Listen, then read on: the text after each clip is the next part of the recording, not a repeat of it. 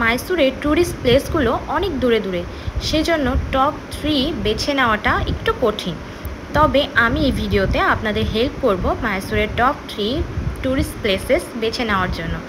প্রথমেই যে কথাটা বলতে হয় যে মাইসুরের ট্যুরিস্ট প্লেসের প্রথমেই আসে মাইসুরের প্যালেস।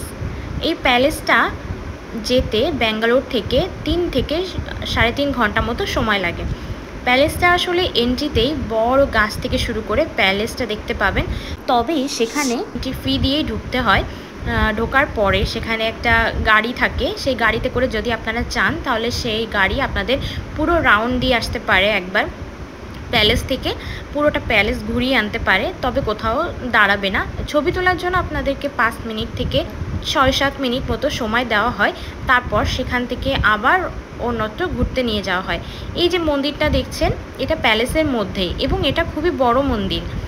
এখানে পূজাও হয় নিয়মিত, খুবই সুন্দর মন্দিরটি। শ্রী শ্রীভাতা ভারানা স্বামী মন্দির। এখানে প্যালেসের মধ্যেই সব মানুষ ঘুরতে এসে মন্দির অবশ্যই দর্শন করে। এখানে অনেকগুলো গেট আছে, তবে এন্ট্রি এবং এক্সিট পাশাপাশি গেট দিয়েই করা হয়। অন্য সব গেটগুলো বন্ধ করে রাখা আছে এবং সিকিউরিটি গার্ড সবসময় অ্যাক্টিভ থাকে। এই যে প্যালেসটার মেইন অংশ এটা, এখানেই মেইন যে ঘোরার জায়গা বা দর্শনার্থীরা ওখানেই বেশি যায় ঘুরতে। তারপর এখানে পাশ থেকে দেখতে পাচ্ছেন আরও একটা গেট আছে, আর এখানে বিভিন্ন ধরনের স্ট্যাচু আছে, যেমন এখানে বাঘ আছে, তারপর সামনে হাতি আছে, এরকম বিভিন্ন ধরনের স্ট্যাচু আছে। আর এখানে বাগানও আছে। আমরা উঠেছিলাম এই গাড়িতে করে ঘোরার জন্য। এখানে পার পার্সনে 50 রুপি করে নিয়েছিল। এখানে দশেরাতে বড় করে অনুষ্ঠান হয়। এখানে লাইট শো হয় তখন। জেনারেলি এটা রাত 8টা থেকে 9টার মধ্যেই শুরু হয় বা তার আগেও শুরু হতে পারে। দশেরাতে যে 10 দিনব্যাপী অনুষ্ঠানটা হয় সে সময় আলোকসজ্জায় সজ্জিত এই প্রাসাদটা অনেক বেশি সুন্দর লাগে। আপনারা চাইলে সেই সময় এসে মাইসুরে থেকে সেটা উপভোগ করতে পারেন। এটার জন্য একদিন আপনাদের থাকতেও হতে পারে। তবে দৃশ্যটি খুবই মনোরম। তবে আপনারা কি জানেন, এই প্রাসাদটা কিন্তু কার্সড একটা প্রাসাদ, অভিশপ্ত। কারণ এটা 400 বছর আগে মহারানী আলেলেম্মার দ্বারা এটা অভিশপ্ত হয়েছিল। কাহিনীটা তাহলে আপনাদের বলেই দিই। কাহিনীর প্রথমেই যেটা বলতে হয় সেটা হচ্ছে রানী আলেলেম্মার কথা। রানী আলেলেম্মা ছিল ত্রিমূল রাজার স্ত্রী। 1612 সালে the royal family of Mysore অর্থাৎ ভাদিয়া ডাইনেস্টি ত্রিমূল রাজার থেকে শ্রীরঙ্গপাটনা জয় করে নেন। তার কিছুদিনের মধ্যেই ত্রিমূল রাজা অনেক অসুস্থ হয়ে পড়েন এবং মারা যান। তখন ভাদিয়া ডাইনেস্টি রানী আলেলেম্মাকে বলেন তার সব স্বর্ণের জুয়েলারি এবং সব সম্পদ দিয়ে দেওয়ার জন্য, কিন্তু তিনি দিতে চাননি এবং তিনি সেগুলো নিয়ে পালিয়ে যান। তখন ভাদিয়া ডাইনেস্টির সেনাবাহিনী সবাই তাকে ধরার জন্য তার পিছু নেয়।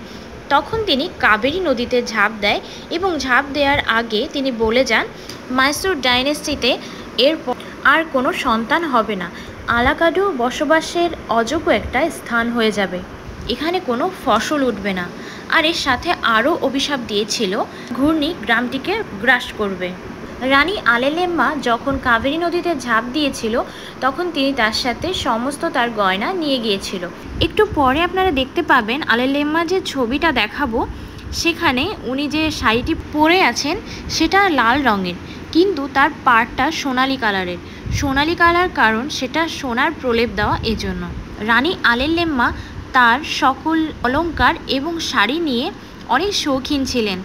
এখানে যে গেটটা দেখতে পাচ্ছেন সেটা আসলে রেস্ট্রিক্টেড এরিয়া। প্যালেসের মধ্যে কিছু এরিয়া রেস্ট্রিক্টেড করে রাখা, সেখানে ট্যুরিস্টদেরকে ঢুকতে দেওয়া হয় না। সেই জায়গাগুলোতে কিছু হিস্টোরিক্যাল জিনিস প্রিজার্ভ করা আছে, তো সেগুলোতে যারা আসে দেখতে তারা সেখানে ঢোকা নিষিদ্ধ। এছাড়া দেখতে পাচ্ছেন চারিপাশের ডেকোরেশন আসলে খুবই সুন্দর। আর এখানে গাছও আছে বিভিন্ন রকমের। অ্যান্ড ওই পাশে যে দেখতে পাচ্ছেন আরেকটা গেট। আর এখানে ভিতরে ঢুকলে বাগানের সাথে সাথে গাছপালা এবং প্যালেসের সব পাশ থেকেই আসলে সাইট সিইংটা খুবই সুন্দর। এখানে আসলে দূর থেকে দেখতে আরও বেশি সুন্দর লাগছে। কৃষ্ণচূড়া গাছগুলো সবগুলোতেই খুব সুন্দরভাবে ফুল ফুটে আছে। গার্ডেনটা কত সুন্দর। মাইসুর প্যালেসকে আম্বা ভিলাস প্যালেসও বলা হয়, যেটার মানে হলো দ্য প্যালেস অফ গডেস আম্বা। প্যালেসটা আমরা এখন যেরকম দেখছি প্রথমে এরকম ছিল না। ধারণা করা হয় 1890-এর দিকে দশেরা ফেস্টিভ্যালের সময় প্যালেসটিতে আগুন ধরে যায় এবং এটা পুরোপুরিভাবে পুড়ে যায়। তারপর সেটা রিবিল করা হয়। প্যালেসের কনস্ট্রাকশনের জন্য প্রায় 15 বছর সময় লেগেছিল। কনস্ট্রাকশনের কাজ শুরু হয়েছিল 1897 সালে এবং সেটা কমপ্লিট হতে হতে 1912 সাল পর্যন্ত লেগে যায়। এটা তৈরি করেছিলেন ব্রিটিশ আর্কিটেক্ট হেনরি আরউইন। ইন্ডিয়াতে মাইসুর প্যালেসকে second most visited tourist attraction হিসেবে ধরা হয় তাজমহলের পর। এখানে প্রায় 1.5 থেকে 2 মিলিয়ন মানুষ উইকেন্ডে এবং দশেরাতে ঘুরতে আসে। এটা সৌন্দর্য দেখে সবাই মোহিত হয়ে যায়। প্যালেসটিতে প্রায় 1 লাখেরও বেশি বাল্ব আছে, যেটা লাইট শো উপভোগ করার জন্য মানুষ দশেরাতে, উইকেন্ডে এবং পাবলিক হলিডেতে এখানে আসে। তবে বেশিরভাগ সময় দশেরাতে এই ইভেন্টটা হয়ে থাকে এবং সেটা খুবই সুন্দর দেখার জন্য। লাইট শো দেখার জন্য অনেক দূর দূর থেকে মানুষ এখানে আসে। প্যালেসটিতে এন্ট্রেন্সের সামনে জুতা খুলে রাখার জন্য একটা কাউন্টার আছে। সেখানে জুতা খুলে তারপর প্যালেসের মধ্যে এন্ট্রি করতে হয়।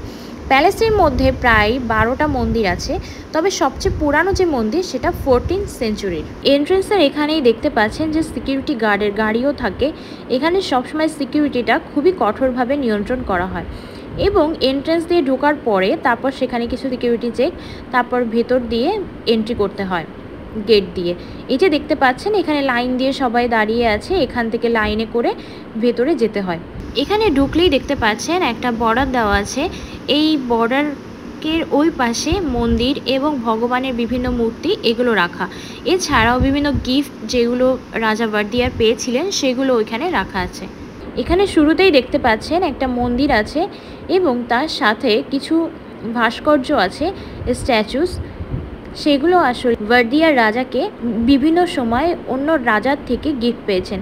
এই গণেশ ঠাকুরের যে মূর্তিটা দেখছেন, এই আসনটা, সেটা আসলে পেয়েছিল ভার্দিয়ার রাজা কাশ্মীরের রাজার থেকে। বলে রাখা ভালোই যে হাতির মাথা দেখতে পাচ্ছেন ওইগুলো রিয়েল ছিল। রিয়েল হাতির মাথাটা প্রিজার্ভ করে রাখা আছে। এটা ভার্দিয়ার সাম্রাজ্যের একজন রানী এই হাতিটাকে শিকার করে তার মাথা এভাবে সংগ্রহ করে রেখেছিলেন।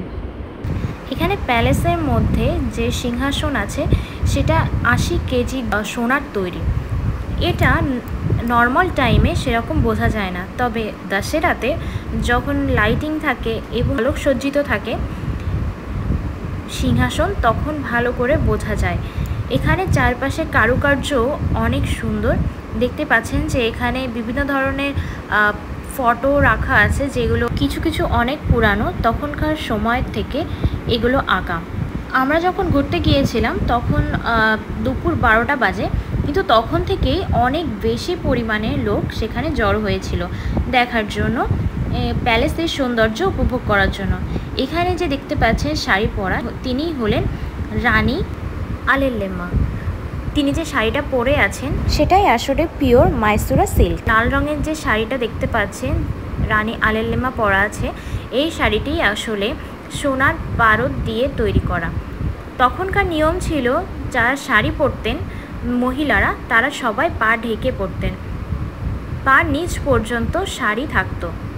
তার বিভিন্ন ধরনের ছবি রয়েছে বিভিন্ন সময়ের, সব ছবিতেই খেয়াল করলে দেখা যাবে তিনি একই রকমভাবেই শাড়ি পরে আছেন, সবগুলোতেই সোনার পারদ দেওয়া। আমি আগেও বলেছি রানী আলেল্লেমা তার নিজের গহনা এবং শাড়ি নিয়ে অনেক শৌখিন ছিলেন। তিনি বিভিন্ন ধরনের শাড়ি পরা ছবি আছে, তবে তার লাল শাড়ি পরা ছবি সবচেয়ে বেশি। এখানে যে বক্সগুলো দেখতে পাচ্ছেন এখানে, সেগুলো সবই রূপার তৈরি, সিলভারের সব বক্সগুলো। এখানে যে রাধাকৃষ্ণ একটা মূর্তি দেখতে পাচ্ছেন সেটাও পিওর সিলভারের। এখানে সিলভারের থেকে শুরু করে অনেক ধরনের জিনিস আছে যেগুলো মন্দিরের মতো আছে। এছাড়াও ভগবান বিষ্ণু, লক্ষ্মী ও ওনাদের মূর্তি আছে, অনেক রকমের আছে। আর নিচে এই জায়গাটা দেখে শুধু আমার সেই গানটার কথাই মনে পড়ছিল, আমি যে তোমার, শুধু যে তোমার, আমি যে তোমার। এখানে নিচ থেকে উপরে যাওয়ার সিঁড়ি আছে, দুই সাইডে দুইটা। কিন্তু কোথাও আসলে ওঠার মতো জায়গা নেই, সব জায়গায় লক করে দেওয়া। এখানেও দেখতে পাচ্ছেন ভেতর একটা সিঁড়ি আছে, কিন্তু সেটাও লক করে দেওয়া, ট্যুরিস্ট প্লেসের মধ্যে না। আর এই সামনে একটা করে দরজা আছে সব জায়গায়, কিন্তু দরজাগুলো আসলে লক করা, সবগুলো দরজা খোলা না, তার মধ্যে 2-1টা দরজা খোলা থাকে। আর এখানে একটা প্রদর্শনী একটা জায়গা আছে, যেখানে আগের সিলভারের তৈরি চেয়ার আর বিভিন্ন পেইন্টিং এগুলো দেওয়া ছিল। আর দেয়ালের পেইন্টিংগুলো আসলেই অনেক সুন্দর। এগুলো দেখতে পাচ্ছেন আপনারা। এখানে আগের যে রুলসগুলো ছিল বা যেভাবে সেনাবাহিনীরা চলতো সেগুলো আর কি ফুটিয়ে তোলার চেষ্টা করা হয়েছে। পেইন্টিংগুলো আসলে অনেক সুন্দর। আর উপরের ডেকোরেশনও দেখতে পাচ্ছেন, কতগুলো লাইট থাকে এখানে, কত সুন্দর দেখা যাচ্ছে। আর এই সাইডেও আমরা অন্য সাইডে আসছি, যে সাইডে আরেকটা সিঁড়ি আছে সেখানে, কিন্তু সবগুলো সিঁড়ি আসলে বন্ধ থাকে, কোনোগুলোতে উঠতে পারা যায় না। আর এখানে নেট দেওয়া থাকে বলে এখানে বাইরে আপনি ক্রসও করতে পারবেন না। এই হচ্ছে সেই হাতির মাথাটা, যেটা আপনাকে বলেছিলাম আপনাদেরকে, যে এটা রিয়েল হাতির মাথা, এখানে লেখাই আছে। এরকম আরও কয়েকটি আছে, আপনাদের দেখিয়েছিলাম। এখানে আরও একটা রুম আছে যেখানে এরকম গিফট এবং মন্দির আসন এগুলো আছে। এখানে এই মন্দিরটা যেটার কথা বলেছিলাম আসন, সেটা কাশ্মীরের রাজা দিয়েছিলেন গিফট ভার্দিয়ার সাম্রাজ্যকে। তারপর সামনে গেলে আরও দেখা যায় যে এখানে আরও কয়েকটা মন্দির আছে, আরও বিভিন্ন ধরনের মন্দির মূর্তি এগুলো আছে। তারপর একটু সামনে গেলেই অনেকগুলো মিরর দেখা যায়, আর এই মিররের মধ্যে দেখতে পাচ্ছেন যে একটা বাচ্চা লাইট ধরে দাঁড়িয়ে আছে। ওইখানে আসলে ছবি তোলার জন্য খুবই সুন্দর। আর প্রায় প্রতিটি ফ্লোরে সব জায়গায় সিকিউরিটি ক্যামেরা দেওয়া আছে, সিসিটিভি ক্যামেরা। তারপর উপরে যখন যাওয়া হয় সিঁড়ি বেয়ে, তখন দেখা যায় যে ওখানে রাজার ছবি থেকে শুরু করে রাজার স্ট্যাচু এগুলোও করা আছে এবং সব কিছু লেখা আছে। এখানে দেয়ালের কারুকার্যের মধ্যেও অনেক রকমের সৈন্য এবং মানুষের ছবি আঁকা আছে। আর পিলারগুলো দেখতে আসলেই খুব সুন্দর, ডিজাইন থেকে শুরু করে ইন্টেরিয়র খুবই সুন্দর করে তৈরি করা হয়েছে। আর এটা হচ্ছে বাইরের পরিবেশটা দেখাচ্ছি। এখানে উপরের যে রুফ ডিজাইন সেটা তো অনেক সুন্দরই, তার সাথে এখানে নিচে বাইরে সিঁড়ি আছে, কিন্তু সিঁড়িতে আসলে নর্মাল ট্যুরিস্ট যারা তারা যেতে পারে না, শুধু সিকিউরিটি গার্ডরাই ওখানে চেকের জন্য দাঁড়িয়ে থাকে, তাছাড়া ওখানে আদার্স কেউ অ্যালাউ না। আর লাইটের ওপর এখানে পাখিরা এসে বসছে, এটা দেখতে আসলে খুবই ভালো লাগছে। আর এইটা হচ্ছে উপর থেকে পুরোটা বাইরের ভিউ, এখান থেকে দেখে খুবই ভালো লাগে দেখতে। আর তারপর সামনে আরও আছে, সামনের দিকে এগিয়ে গেলে। তবে ঘুরতে এসে একটা জিনিস অবশ্যই লক্ষ্য করবেন, যে আপনার পার্স, মানি ব্যাগ অথবা ফোন যেন নিরাপদে থাকে। এখানে এত লোকের মধ্যে অনেকেরই টাকা পয়সা চুরি হয়েছে এবং পিক পকেটের পাল্লায়ও পড়েছে। এখানে যে লিফট দেখতে পাচ্ছেন সেটা আসলে বন্ধ আছে, নর্মাল টাইমে এটা খোলে না। এটা যখন ভার্দিয়ার সাম্রাজ্যের কেউ আসে তখন সেটা ওপেন করে। আর এখানে দেখতে পাচ্ছেন যে আছে, ইনি হচ্ছেন রানী আলেরলেম্মা। এরপর দেখুন এখানে যেভাবে তৈরি করা আছে, এটা একটা সভার মতো মনে হচ্ছে। এখানে ওনার সাথে বা আরও 2জনকে এখানে স্ট্যাচু করে রাখা হয়েছে। এখানে চারপাশ থেকে ঘুরে আসলে প্রাসাদটা দেখতে খুবই সুন্দর এবং এখানে ডিজাইনটা খুবই ইউনিক। আর প্রত্যেকটা ফ্লোরেই এরকম লাইটিং করা আছে, যখন লাইট শো হয় তখন এইগুলো সবে চালানো হয় এবং এই জন্যই শুধুমাত্র লাইট শো দেখার জন্য অনেক মানুষ তখন জড়ো হয়। এই যে দরজাটা দেখছেন এটা আসলে পিওর সিলভারের তৈরি, সেখানে রাধাকৃষ্ণ সহ লক্ষ্মী নারায়ণ সবারই পেইন্টিং করা আছে। এই সিঁড়ি বেয়ে নিচে নেমে যেয়ে সামনের দিকে গেলেই এক্সিট। এখানে যেগুলো দেখতে পাচ্ছেন এগুলো আসলে হাতিকে সাজানোর সরঞ্জাম, এখানে স্বর্ণেরও আছে আর গোল্ডের প্রলেপ দেওয়াও আছে। এটা চাইলে আপনারা ওখান থেকে কিনতে পারেন। ওভারঅল পুরোটা প্যালেস আসলেই খুব সুন্দর। এখানে এন্ট্রি ফি ছিল 100 করে অ্যাডাল্টদের জন্য, অ্যান্ড চাইল্ডদের জন্য 40 রুপিস। আর যারা স্টুডেন্ট তাদের আইডি কার্ড দেখালে তাদের জন্য ছিল 30 to 20 রুপিস। তো এটা দেখার জন্য আসলে অনেক সুন্দর। আর প্যালেসের মধ্যে যে মন্দিরটা ছিল সেটার ভেতরে আপনাদেরকে দেখাচ্ছি। এইখানে দেখতেই পাচ্ছেন যে এইখানে চামুণ্ডেশ্বরী দেবীর একটা মূর্তি আছে, এটা পূজা করা হয় সেখানে। এছাড়াও যখন দশেরা হয় তখন অনেক বড় করে পূজা শুরু হয়। তারপর বাইরে পার্কের মতো যে জায়গাটা আছে তার পাশ দিয়ে হাঁটতে হাঁটতে আমরা সামনের দিকে যাচ্ছিলাম এক্সিটের দিকে, যেখান থেকে বাইরে বের হওয়া যায়। এখান থেকে বাইরে বের হয়ে আমরা এর পরের ডেস্টিনেশনে যাচ্ছিলাম। পরের ডেস্টিনেশন ছিল আমাদের নাম্বার 2, সেটা হলো বৃন্দাবন গার্ডেন। বৃন্দাবন গার্ডেন শুনেই মনে হতে পারে হয়তো রাধা কৃষ্ণ বা বৃন্দাবনের কিছু, কিন্তু আসলে না, এটা একটা গার্ডেন। তার নাম ছিল বৃন্দাবন গার্ডেন। এখানে ভিতরে একটা পার্কের মতো ছিল আর গার্ডেন ছিল দুই সাইডে। তার মাঝখানে একটা লেক আছে, লেকের ভেতরে অনেক মাছ অ্যান্ড বোটিংয়ের সুবিধা আছে। এইখানে এক ধরনের মিষ্টি পাওয়া যায় যার নাম মাইসুরা, যেটা মাইসুরের বিখ্যাত মিষ্টি। সেটা আপনারা ওখান থেকে কিনে খেতে পারেন। সেটা বেসনের আছে আর বিভিন্ন ধরনের ফ্লেভারের আছে, তবে সেটা খেতে আসলেই ভালো ছিল। তারপর সেখান থেকে আমরা লেকের পাশ দিয়ে হাঁটছিলাম। হাঁটতে হাঁটতে সামনের দিকে যাচ্ছিলাম। এই যে প্রাচীরটা দেখতে পাচ্ছেন, ওখানে কনস্ট্রাকশনের কাজ চলছে। ওইটা কনস্ট্রাকশনের কাজ শেষ হলে ওখানে আরও বড় করে গার্ডেনের মতো তৈরি করা হবে। পুরোটা লেকেই পুরো মাছে ভরা ছিল। এখানে অনেকেই পপকর্ন নিয়ে আসছিল এবং সেগুলো মাছকে খেতে দিচ্ছিল। মাছ সেগুলো খাচ্ছিল। দুই সাইডেই, লেকের দুই সাইডেই, ব্রিজের দুই পাশ দিয়ে অনেক মাছ ছিল এবং সেখানে বোটিংয়ের জন্যই মাছগুলো আরও বেশি করে সতেজ ছিল। বোটিংয়ের প্রাইস ছিল পার পারসন 80 to 100 রুপিস। আর যদি অনেকজন মিলে ওঠা হয় তবে কথা বললে সেখানে 50 to 60-র মধ্যে আপনারা উঠে যেতে পারেন। আর পাশে একটা ঝর্ণা মতো আছে। এই যে ঝর্ণা আছে পাশে, সেখান থেকে জলটা মেইনলি লেকের পাশ দিয়ে বয়ে যাচ্ছে। আর এখান থেকে দূর দূরান্ত পর্যন্ত যতদূর দেখা যায়, এখান থেকে বেশ কিছুটা সামনেও এই জল চলে যায়। আর এখানে পাথরের সামনে দিয়ে যে জলটা যায় সেটা দেখতে আসলেই খুব ভালো লাগে। জলের ফ্লোটা খুবই সুন্দর আর এই জলটা অতটা স্বচ্ছ নয়। তারপর পার্কের মধ্যে আমরা সামনের দিকে গেলে সেখানে দেখতে পাই যে আরও কয়েকটি দোকান আছে। সেখানে ফুচকা থেকে শুরু করে বিভিন্ন রকমের ভাজি, পপকর্ন এগুলো পাওয়া যাচ্ছিল। তারপর আমরা একটু ভিতরে যাই। ভিতরে আর একটা ঝর্ণা ছিল অ্যান্ড গাছের চারপাশ দিয়ে কিছু বসারও জায়গা ছিল।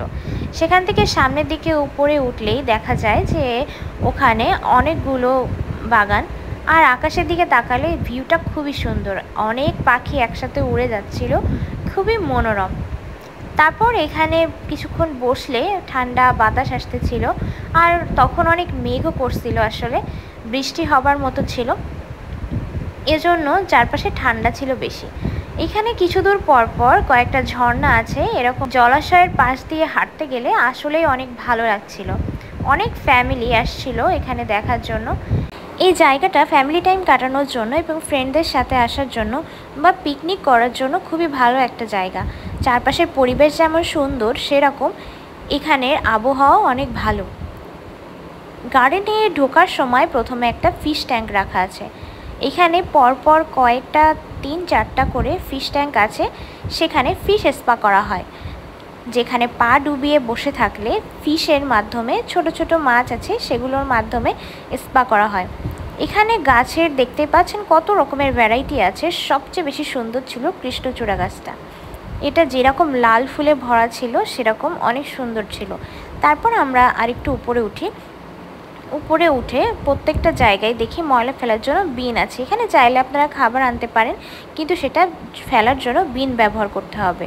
উপরে বসার জন্য জায়গা আছে একটা স্টেডিয়ামের মতো, কিন্তু সেখানে আসলে অনেক উঁচু হওয়ায় সবাই উঠতে পারছিল না।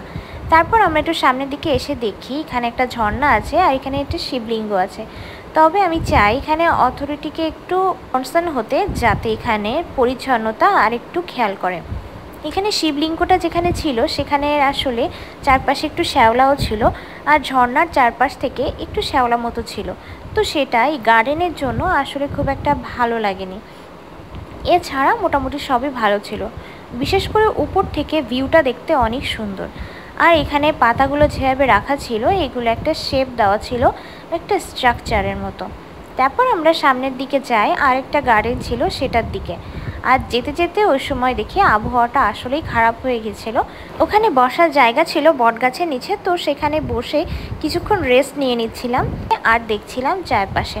এখানে আসলে এত বাতাস হচ্ছিল, দেখতেই পাচ্ছেন যে কি পরিমাণ বাতাস হচ্ছিল। ওখানে ঝড় উঠে গিয়েছিল, এখানে আবহাওয়াটা আসলে ভালো ছিল না। তারপর এখানে যে পাশের গার্ডেনটা দেখতে পাচ্ছেন, এই গার্ডেনটা অপোজিট সাইডের আরেকটা গার্ডেন। এই গার্ডেনেরটাও অনেক সুন্দর দেখতে, অনেক রকমের ফুলও আছে এখানে। তারপর সেটা শেষ করে আমরা গেলাম আমাদের থার্ড ডেস্টিনেশনে, চামুণ্ডেশ্বরী মন্দির। চামুণ্ডেশ্বরী মন্দিরে আসলে ঢোকার জন্য অনেক উপর পর্যন্ত উঠতে হয়, উঠে তারপর সেখান থেকে টিকিট নিয়ে তারপর যেতে হয়। এখানে 2 রকমের টিকিট পাওয়া যায়, একটা স্পেশাল লাইন যেটা 100 রুপিস, আর একটা নর্মাল লাইন সেটা হলো 30 রুপিস। তবে আমার কনসার্ন হলো দুইটা আলাদা প্রাইস হলেও সবাই একসাথে একই গেট দিয়েই ভগবানকে দর্শন করেছে। ঢোকার পথ যদিও আলাদা ছিল, কিন্তু দর্শন করার সময় সবাই একসাথেই ঢুকেছে। এমন কোনো রেস্ট্রিকশান নাই যে 100 রুপিস দিয়ে গেলে সেখানে আপনি খুব কাছ থেকে দেখতে পারবেন, 30 রুপিস দিয়ে গেলে সেখানে কাছ থেকে দেখতে পারবেন না, এরকম কোনো কিছু ছিল না। আর আমার একটা জিনিস খারাপ লেগেছে, ভগবানকে দেখার জন্য অন্তত কোনো প্রাইস ট্যাগ নির্ধারণ করা উচিত না। এছাড়া সব কিছু অনেক ভালো ছিল। আর এখানে মন্দিরের উপরে পাখি এবং বানরও ছিল বেশ কয়েকটা। তবে বিকালের দিকে পরিবেশটা খুবই সুন্দর ছিল। তারপর আমরা সেখান থেকে দেখে ফিরে আসছিলাম। আর এখানে দেখতেই পাচ্ছেন, এটা চামুণ্ডেশ্বরী মন্দির আসলে পাহাড়ের এতটা উপরে যে সেখান থেকে নিচের ভিউটা খুবই সুন্দর ছিল। ছোট ছোট গুটি গুটি লাইটের মতো দেখা যাচ্ছিল, ওইটা আসলে মাইসোরের সিটি। তারপর সেখান থেকে দেখতে দেখতে আমরা ফিরে আসলাম, আমাদের হোটেলের দিকে রওনা হলাম। আমাদের সেখান থেকে ফিরতে প্রায় 3.5 ঘন্টা সময় লেগেছিল। ওই সময় জ্যামও ছিল অনেক বেশি, এজন্য একটু টাইম বেশি লেগেছে। তবে আমার সাজেশান হচ্ছে, যদি আপনারা টপ 3 প্লেস দর্শন করতে চান মাইসোরে, তাহলে এই 3টা অবশ্যই যাবেন, তারপর অন্যগুলোতে যাবেন। মাইসোর সিটিতে আসলে যদি আপনারা শপিং করতে চান, তাহলে অবশ্যই মাইসোর সিল্ক যেটা আছে সেই শাড়িটা দেখবেন। এই শাড়িটা মাইসোরের মধ্যে সবচেয়ে বিখ্যাত। এরপর আমরা হোটেলে ফিরে আসি। মাইসোরের এই 3টা জায়গা দেখলে অবশ্যই জানাবেন কমেন্ট করে আপনাদের কেমন লাগলো। আজকের ভিডিও এই পর্যন্তই। Thank you.